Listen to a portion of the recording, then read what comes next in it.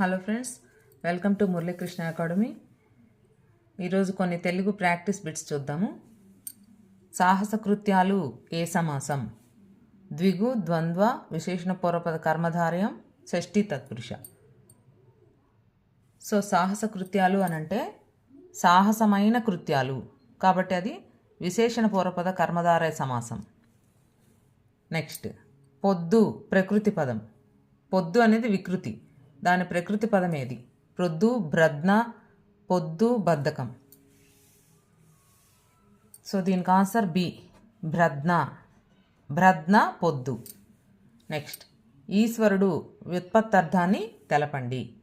ఐశ్వర్యం ఇచ్చేవాడు ఇంద్రుడు, స్వభావం చేత ఐశ్వర్యం కలవాడు శివుడు, మంగళప్రదమైన ఆలోచన కలిగించేవాడు శివుడు, ఆస్తిని పెంచేవాడు కుమారుడు.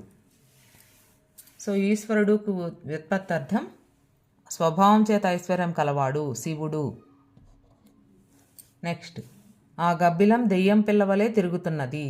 ఈ వాక్యంలో గల అలంకారం రూపక, ఉత్ప్రేక్ష, ఉపమా, శ్లేష.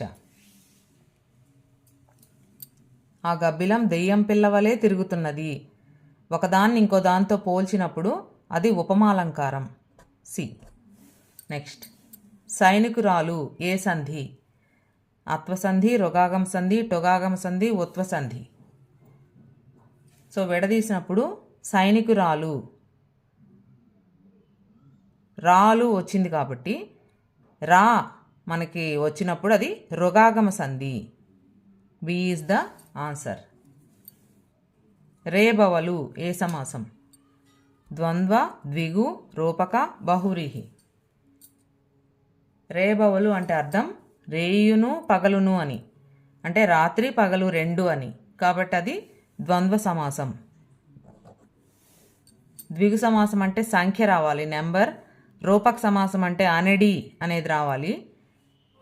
బహువ్రీహి అంటే కలది, కలవాడు కలది వస్తే బహువ్రీహి అన్నమాట. పుండరీకం అను పదానికి సరి అయిన నానార్థాలు: కలువ, బంగారం, రాగి, చేయి, తొండం, కిరణం, భూమి, వెల, మెదడు, పెద్దపులి, తెల్లతామర, తెల్లగుడు.